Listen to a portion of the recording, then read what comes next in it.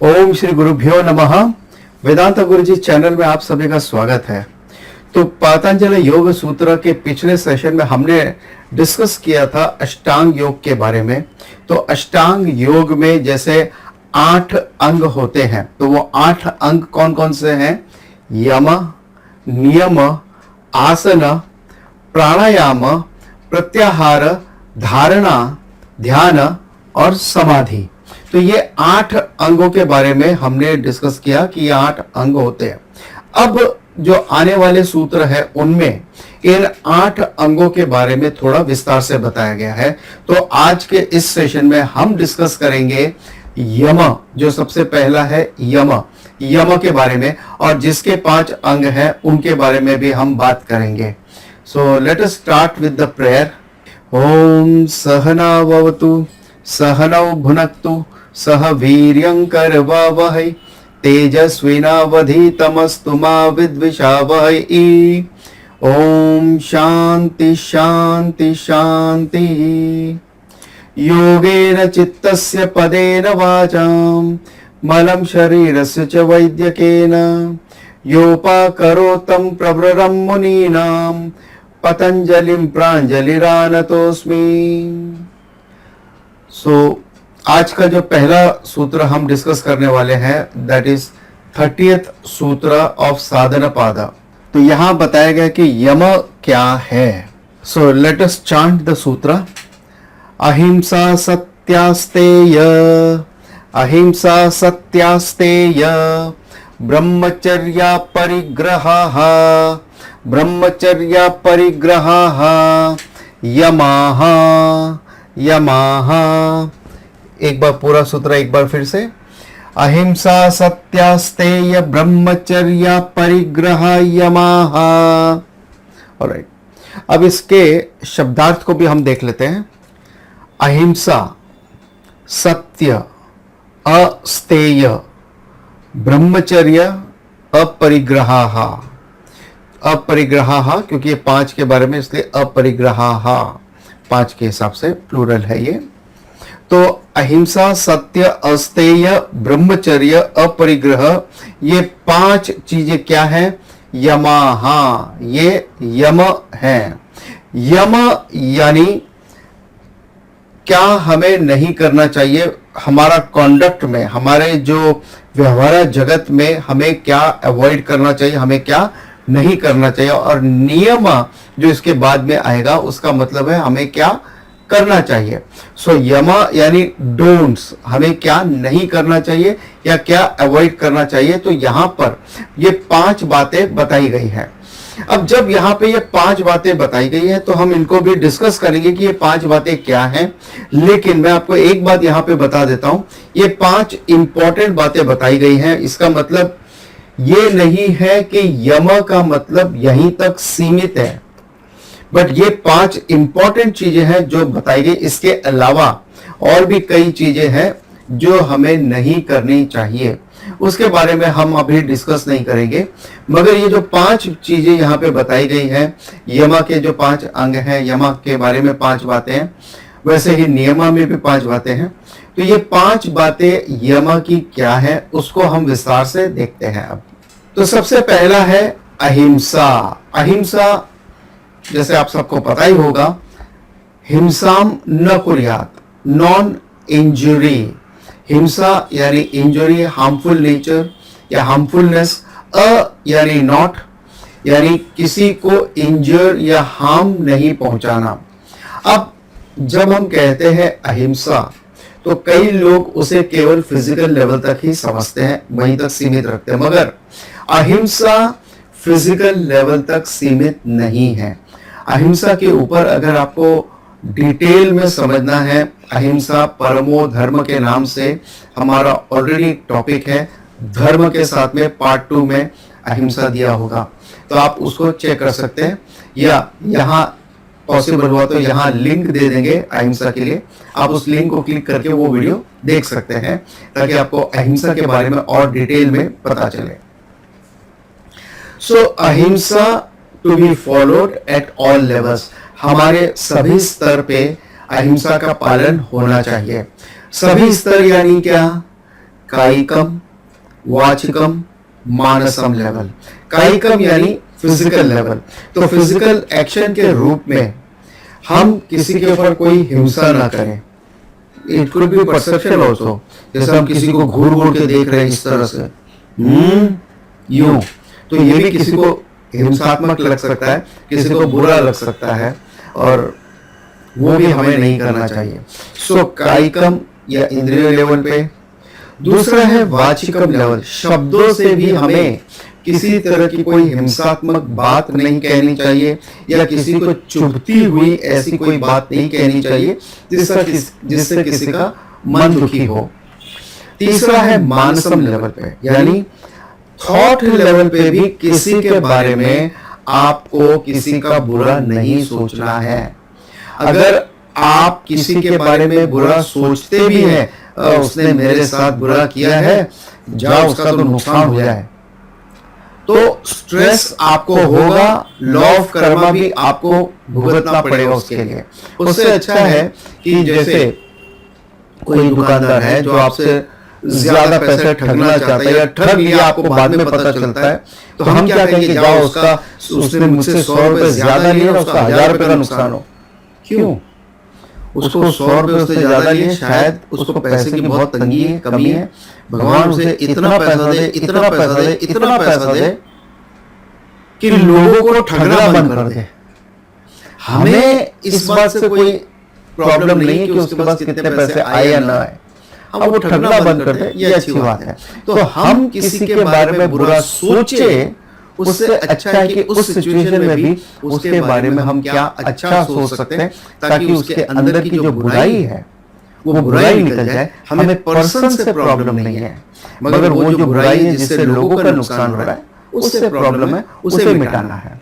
सो अहिंसा यानी non violence, यानी किसी भी रूप से हमें हिंसा नहीं करनी चाहिए, चाहे कायिकम, वाचिकम या मानसम यानी फिजिकल लेवल, स्पीच लेवल या मेंटल लेवल पे, थॉट लेवल पे भी हिंसा नहीं करनी चाहिए। अब दूसरा है सत्यम। सत्यम यानी ट्रुथफुलनेस। एक होता है, ये भी कायिकम, वाचिकम और मानसम लेवल पे, तन, मन और वचन पे हमें सत्य का जीवन जीना है। एक होता है कि हम सत्य बोलते हैं, दूसरा मन से भी हम सत्य का विचार करते हैं, यानी हम जो बोलते हैं और हम जो सोचते हैं, इन दोनों में भी तालमेल है। और तीसरा एक्शन के लेवल पे, यानी हमने जो सोचा, जो कहा और अपने जीवन में भी उसी को उतारने का प्रयत्न हम करते हैं। ये कोई जरूरी नहीं है कि हर व्यक्ति जो सोचता है और बोलता है वही कर सके, उसे इंप्लीमेंट करना बहुत डिफिकल्ट होता है, कोई बात नहीं, लेकिन कम से कम हमारा प्रयत्न ये है कि हम जो सोच रहे हैं वही बोल रहे हैं और वही हम करने का प्रयत्न भी कर रहे हैं। सो तन, मन और वचन से हम सत्य का पालन करते हैं। इन शॉर्ट, हमारे थॉट्स, हमारी वाणी और हमारा जो एक्शन है वो एक अलाइनमेंट में है, इनमें कोई भेद नहीं है, कोई अलगाव नहीं है यहाँ पर। तो जब हम कहते हैं वचन में भी सत्य बोलो, तो कई बार ऐसा होता है कि सत्य जो हम बोल तो दे मगर उससे दूसरे का हानि हो जाए तो तब नहीं बोलना है। सो सत्य तभी बोलना है अगर इससे सामने वाले का या हमारा या दूसरों का फायदा होता हो तो बोले, जरूरी है तो ही बोलना है। दूसरा, हो सकता है जब हम सच बोलते हैं तो लोगों को कड़वा लग सकता है, तो सत्य को इस तरह से बोलना है ताकि सामने वाले को बुरा भी ना लगे। तो सत्यम वद, प्रियम वद, हितम वद। हितम वद यानी जो उसके लिए अच्छा हो तो बोले हितम वद, प्रियम वद यानी जो उसके लिए प्रिय हो वैसा हम बोले। सो सत्यम वद, प्रियम वद, हितम वद। और इस तरह से सत्य का जीवन यानी हमारे तन, मन और वचन से हम एक अलाइनमेंट के साथ चल रहे हैं, वही सत्य का जीवन होता है। तीसरा है अस्तेय। अस्तेय यानी नॉन स्टीलिंग, चोरी नहीं करना, राम राम जपना, पराया माल अपना, ये काम नहीं करना। दूसरों की संपत्ति, दूसरों की किसी भी रूप से कोई भी वस्तु, व्यक्ति, परिस्थिति है, उनको हथियाना नहीं है। इंक्लूडिंग द कॉन्टैक्ट्स, दूसरों के जो कॉन्टैक्ट्स भी हैं, दूसरे के जो रिलेशनशिप भी है, उनको हथियाना नहीं है, हमें उनके ऊपर कैप्चर नहीं करना, जैसे पॉलिटिशियंस करते हैं कि इसके एमएलए हमने चुरा लिए और हमारे एमएलए किसी और ने चुरा लिए। वैसा काम हमें नहीं करना है, वो अस्तेय है। स्टीलिंग इन एनी फॉर्म, चाहे वो मटेरियल लेवल पे हो, फिजिकल लेवल पे हो, इमोशनल लेवल पे हो या इंटेलेक्चुअल लेवल पे। इनफैक्ट ये जो कन्वर्जन का काम है, जो मिशनरीज हैं जो हिंदूज को क्रिश्चियनिटी में कन्वर्ट करने का काम कर रही है, या इस्लाम है जो हिंदुइज्म को कन्वर्ट करने का काम कर रही है, ये भी चोरी है। अपने धर्म में हम दूसरे के धर्म के लोगों को चुरा कर अपने धर्म में लाने का काम करते हैं, ये भी चोरी है। आप ऑफिस से कैजुअली आपने सोचा आउट ऑफ प्रिविलेज कि भाई ऑफिस में आई एम द बॉस, या मैं बॉस नहीं भी हूं तो ठीक है, अगर मैंने घर के लिए 2-4 पेंसिल ले ली, बच्चों को चाहिए तो क्या फर्क पड़ता है? नहीं, एक ऑलपिन भी अगर आप लेते हो तो वो चोरी कहलाती है। सो अस्तेय का मतलब है हमें कोई भी, इवन एक पिन की भी चोरी अगर है तो वो हमें नहीं करनी चाहिए। इसके अलावा जब हम सिग्नल पे खड़े हैं लेकिन हम सिग्नल जंप करते हैं, हमारा सिग्नल रेड है लेकिन फिर भी हम जंप करते हैं, ये भी चोरी है। दूसरों का टर्न हमने ले लिया। आप लाइन में खड़े हो लेकिन आप बीच में घुस गए, या कोई दूसरा बीच में घुस जाता है, वो चोरी है, दूसरे के नंबर में चोरी है। तो ऐसी कई बातें होती है जो हमें कभी एहसास ही नहीं होता कि हम ये चोरी कर रहे हैं, मगर ये सब भी चोरी में आता है। चोरी को हमें लिटरली नहीं लेना है कि जाके हमने किसी की वस्तु चुरा ली है, वो तो बहुत ग्रॉस बातें, वो तो हमें बिल्कुल नहीं करना चाहिए। मगर ये रोजमर्रा के जीवन में छोटी छोटी बातें हैं जिसका हमें ध्यान रखना चाहिए कि हमें इस तरह की चोरी भी नहीं करनी चाहिए। अब चौथा है ब्रह्मचर्य। ब्रह्मचर्य यानी चेस्टिटी या आध्यात्मिक प्रगति के लिए हमारा कैसा व्यवहार होना चाहिए, उसका हम ध्यान रखें। ऐसा कोई भी कार्य, सोच, विचार हम न करें जिससे हमारे आध्यात्मिक प्रगति में बाधा आए या रुकावट आए।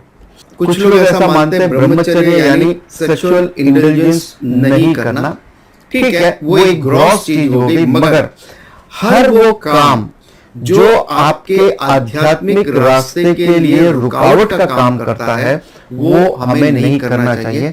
ब्रह्मचर्य यानी ब्रह्म को पाने के लिए जो भी आचरण उचित है उसका हमें पालन करना चाहिए। सो ब्रह्मचर्य का पालन करना चाहिए। जैसे स्टडी कर रहे हो, ये जो सेशन आप अभी अटेंड कर रहे हो, तो इस सेशन को रेगुलरली अटेंड करना, हो सके तो आप उसके लिए नोट्स बनाते हो, उसके रिवाइज करते हो, अपने शब्दों में उतारते हो और आप उसे आत्मसात करने की कोशिश करते हो। तो ये ब्रह्मचर्य का पालन है। अब इस दरमियान अगर आपका कोई फोन कॉल आ गया तो आपने वो भी पिकअप कर लिया, आपके किसी घर वालों ने बुला लिया, आपने वहां चले गए, कोई और आ गया तो ये तो चल ही रहा है, वीडियो देख लेंगे, बाद में देख लेंगे, नहीं, ये सब बाधाएं हैं। तो जब आप यहाँ पे ये सेशन सुनने के लिए बैठे हैं, so this is traditional teaching. ये एक वैसी टीचिंग है जो गुरुकुल में रह के हमने पढ़ी है 10 साल तक, और यही आप भी पढ़ रहे हैं इस वक्त। तो आप इस टीचिंग का लाभ उठाते हैं। कम से कम ये थोड़ा बहुत समय जो भी है, आप फोकस के साथ में आप इसको सुनने का प्रयास करते हैं, अपने नोट्स बनाते हैं, उसको आत्मसात करने का प्रयास करते हैं अपने टाइम के अनुसार। सो ये है brahmacharya. So abstinence from any sensual, emotional और इवन इंटेलेक्चुअल इंटेलिजेंस। यानी सेंसुअल इंटेलिजेंस यानी टीवी में या मोबाइल फोन में हम बिजी हो गए, वहां पे इंडल्ज कर गए। इमोशनली रिलेशनशिप में हम इन्वॉल्व हो गए, वहां पे हमारी एनर्जी ड्रेन हो जाती है। इवन इंटेलेक्चुअल इंटेलिजेंस, इंटेलेक्चुअल यानी मैं यहां पे कहूंगा अपने ज्यादा बुक्स रीडिंग करना है या लेंथ वाइज पढ़ना है, उसमें हम इंडल्ज करते हैं। ये क्या बोल रहे हैं, वो क्या बोल रहे हैं, नॉट नेसेसरी। एक चीज करो, अच्छे से करो, डेप्थ में जाना है। It is not the length of the study, it is the depth of the study which matters. So हमें केवल अपने बौद्धिक क्यूरियोसिटी के लिए पढ़ाई नहीं करनी है, लेकिन अपनी बौद्धिक क्षमता को बढ़ाने के लिए पढ़ना है. So indulgence could be at any level, sensual level, इंद्रियों के लेवल पे, इमोशनल भावनाओं के लेवल पे, और बौद्धिक स्तर पे भी इंटेलिजेंस हो सकता है. वो नहीं करना ही ब्रह्मचर्य का पालन करना है. अब पांचवा है अपरिग्रह. अपरिग्रह, परिग्रह यानी हम कोई भी वस्तु है दूसरों के पास हमने देखी है, कहीं दूसरों की चीज हम नहीं हड़पना चाहते, लेकिन दूसरों के पास देखी तब हमें एहसास हुआ कि मुझे भी चाहिए. तब तक हमें उसकी जरूरत नहीं थी. दूसरे के पास कार देखी तो मुझे भी चाहिए, दूसरों के पास वो पर्टिकुलर टीवी देखा तो मुझे भी चाहिए, दूसरों के पास वो मोबाइल देखा तो मुझे भी चाहिए. In short anything for that matter, दूसरों के पास देखा, जो दूसरों के पास है तो मुझे भी चाहिए. तो ये है होर्डिंग की, या जो हमारी जमाखोरी की मेंटालिटी है, ये होर्ड करने की जो मेंटालिटी है, ये नहीं होना चाहिए. अगर आप देखो, गणपति जी के पास में एक चूहा रहता है. जब आप गणपति का कोई भी पिक्चर देखते हो तो एक चूहा होता है, चूहे के सामने कुछ लड्डू होते हैं, मगर चूहा उस लड्डू को खाता नहीं है. अगर आपके घर पे कभी चूहा आए तो वो लड्डू रहेगा नहीं, ठीक है, लेकिन वहां पे वो चूहा हाथ जोड़ के खड़ा है, एज इफ वो परमिशन मांग रहा है गणेश जी की कि भाई क्या मैं खा सकता हूं. अदरवाइज चूहे का नेचर और ह्यूमन बीइंग का नेचर एक जैसा है. इस मामले में चूहा भी फूड इकट्ठा करता रहता है, जितनी उसकी जरूरत है उससे कई गुना ज्यादा वो इकट्ठा करता रहता है, और वो कहां इकट्ठा करके रखता है उसे खुद को नहीं पता. और वैसे ह्यूमन बीइंग का नेचर है, हमें बस यही चाहिए कि हम ज्यादा से ज्यादा पैसा, धन, दौलत इकट्ठा करते जाए. Even information for that matter, जहां से जो इंफॉर्मेशन मिल गया ले लिया, कचरा की तरह भर दिया, is not going to help you. तो वो इंफॉर्मेशन है या पैसा है या पूंजी है या लोग है, जो कुछ भी है, उसको हम बस केवल जमा करते जाते हैं, और वो कहां रखा है जब जरूरत होती है तब पता नहीं चलता, और जब दिवाली की साफ सफाई होती है तब पता चलता है ये यहां रखा था. रखा तो बहुत सही जगह पे था, लेकिन जब जरूरत होती है तो नहीं मिलता है, क्योंकि होल्डिंग है. ये होल्डिंग यानी जमा करने की जो मानसिकता है, कमजोर मानसिकता है, ये कमजोरी है, ये मेंटल, ये साइकोलॉजिकल इलनेस है, ये जो जमा करते रहना है. इनफैक्ट इसके ऑपोजिट है मिनिमलिस्टिक लाइफ, यानी जितनी जरूरत है उस हिसाब से हम इकट्ठा करें, उस हिसाब से जिसका उपयोग है उसका हम उपयोग करें, यूज करें, और बाकी जो चीज कई सालों से काम नहीं आ रही उसे निकाल दें, जब जरूरत होगी तब ले लेंगे. ऐसा कुछ लोग हैं जो प्रॉपर्टी में इन्वेस्ट करते हैं. हमारे पास अपना घर है, बच्चों के लिए भी प्रॉपर्टी हमने बना रखी है, ठीक है, उसके अलावा इन्वेस्टमेंट के पॉइंट ऑफ व्यू से हम प्रॉपर्टी में इन्वेस्ट करके रखते हैं. क्यों? ताकि उसके बाद में प्रॉपर्टी का रेट बढ़ जाएंगे तो हम ब्लैक मार्केट करके उसको बेच देंगे. This is holding. इसमें क्या होता है कि जो जरूरतमंद इंसान है उसे प्रॉपर्टी जितने में चाहिए उससे कई गुना बढ़ के प्राइस उसको चुकानी पड़ती है जरूरतमंद को, और जिसको जरूरत नहीं है वो इस तरह से जमाखोरी करता है और प्रॉपर्टी के दामों के ब्लैक मार्केट में वो उसमें भागीदार बनता है. उसी तरह से ब्लैक मार्केटिंग, जैसे आप देखोगे इलेक्शंस के पहले साल भर के अंदर, साल डेढ़ साल के अंदर आप देखोगे ये सब चीजें कि कुछ भाजियां हैं जिनके रेट्स आसमान छूने वाले हो जाते हैं. और ऐसा नहीं कि सबके एक साथ में होते, नहीं, और ये कुछ ही चीजें हैं जो रोजमर्रा में यूज में आने वाली चीजें हैं, उसी के दाम बढ़ते हैं. जैसे आलू प्याज, हर घर में डेली यूज होता है आलू प्याज, तो उसके भाव बढ़ेंगे. ऐसा नहीं कि सबके साथ में बढ़ेंगे, नहीं, आज आलू का भाव बढ़ा, 3-4 महीने वो रहेगा, फिर प्याज का भाव बढ़ेगा, फिर उसके बाद में टमाटर का भाव बढ़ेगा, फिर उसके बाद में नींबू का भाव बढ़ेगा. तो आप देख लीजिए जब कभी इलेक्शन आने वाला होता है उसके साल भर के अंदर पहले इस तरह का होता है. तो क्यों होता है, ये रीजन चाहे जो भी हो, मगर ये आप ऑब्जर्व कर सकते हो, ये है जमाखोरी.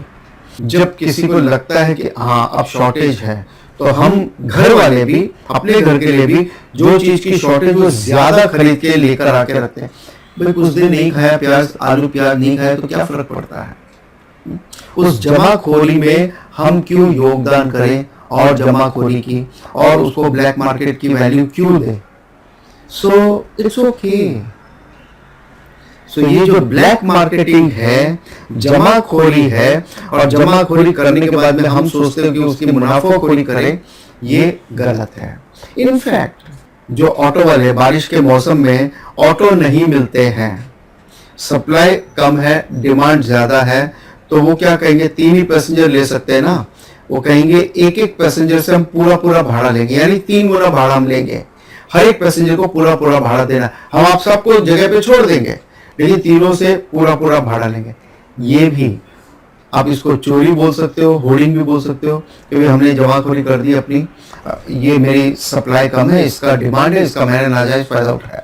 इस तरह से सिनेमा के टिकट आप लेने जाते हो तो उनका भी डायनेमिक रेट्स होते हैं कि भाई 50% ज्यादा हो गए तो रेट बढ़ जाएंगे, शो चालू होने के टाइम पे आप पहुंचे हो, एंड मोमेंट पे पहुंचे तो उसके रेट बढ़ जाएंगे। फ्लाइट के रेट्स हैं तो डायनेमिक फेयर है, वो बढ़ता जाएगा। इस तरह से तो अगर कम है, लोग कम जा रहे हैं, तो अभी रिसेंटली ऐसा हुआ कि उन्होंने फ्लाइट ही कैंसिल कर दी, लेकिन वहां पे वो रेट कम नहीं करते, लेकिन हाँ रेट बढ़ाने का काम है, डायनेमिक फेयर चलता है वहां पर, लेकिन मिनिमम रेट उनका फिक्स रखते हैं। तो ये ब्लैक मार्केटिंग है जो हर लेवल पे, नीचे से लेकर ऊपर के तबके, हर तरह के लोग ये ब्लैक मार्केटिंग करते हैं। So be live a life of minimalistic, अपनी जितनी जरूरत है उतना ही हमें हासिल करना है, उतना ही हमें रखना है। इन्वेस्टमेंट बुरा नहीं है, आप कंपनी में, म्यूचुअल फंड में, शेयर्स पे इन्वेस्ट करते हो, अपना पैसा दूसरों को आप दे रहे हो ताकि वो आपके पैसे को यूटिलाइज कर सके, वो होल्डिंग नहीं है। वो कंपनी को आप दे रहे हो, इन्वेस्ट कर रहे हो ताकि वो आपके पैसे का यूज कर सके, वो सात्विक इन्वेस्टमेंट है। लेकिन अगर आप एफडी में डाल के जमा करके रख रहे हो, वो गलत है। उसको आप कन्वर्ट करो, म्यूचुअल फंड में डालो, शेयर्स में डालिए, इन्वेस्ट कीजिए, कहीं और किसी और व्यक्ति को पैसे का इस्तेमाल करने दीजिए। सो इन शॉर्ट, ये जो पॉजिटिवनेस एटीट्यूड है, कवेचियसनेस का जो एटीट्यूड है, कवेचियसनेस यानी दूसरों के पास में है, उसे देखकर अब मुझे भी चाहिए, अदरवाइज जरूरत नहीं है, बट दूसरों के पास देखा मैंने इसलिए मुझे भी चाहिए। तो ये जो मेरा है, ये पॉजिटिवनेस एटीट्यूड जो है कि मेरे पास में इतना है, और ये हमारी इनसिक्योरिटी को दर्शाता है कि इन सब चीजों के बिना मैं अपने आप को इनसिक्योर फील करता हूं। तो ये insecurity is a spiritual problem, उससे हमें बाहर निकलना है। ये इसका पालन हमें कैसे करना है? हर हाल में करना है, हर कीमत पे करना है, विदाउट एनी फील। सो वो हम देखेंगे हमारे अगले सूत्र में। सो इसी के साथ हम कंक्लूड करते हैं आज का ये सेशन, और अगले सेशन में फिर मिलेंगे एक नए सूत्र के साथ। और अब तक आपने इस चैनल को सब्सक्राइब नहीं किया है तो सब्सक्राइब कर लें, और बेल आइकन को क्लिक करके ऑल नोटिफिकेशन को सेलेक्ट करें ताकि हमारे सारे नोटिफिकेशन आपको सबसे पहले मिल जाए। और इसके अलावा अगर जूम पे हमारे आप और भी सेशंस अटेंड करना चाहते हैं, लाइव सेशन अटेंड करना चाहते हैं, तो नीचे टेलीग्राम का लिंक दिया, आप उस टेलीग्राम को ज्वाइन कर ले, वहां आपको हमारी इंफॉर्मेशन मिलती रहेगी, और आप वहां पे हमें मैसेज भी भेज सकते हैं। So personally we can chat also. So let's conclude with the prayer. ओम पूर्णमदः पूर्णमिदं पूर्णात् पूर्णमुदच्यते पूर्णस्य पूर्णमादाय पूर्णमेवावशिष्यते। ओम शांति शांति शांति। ओम तत्सत।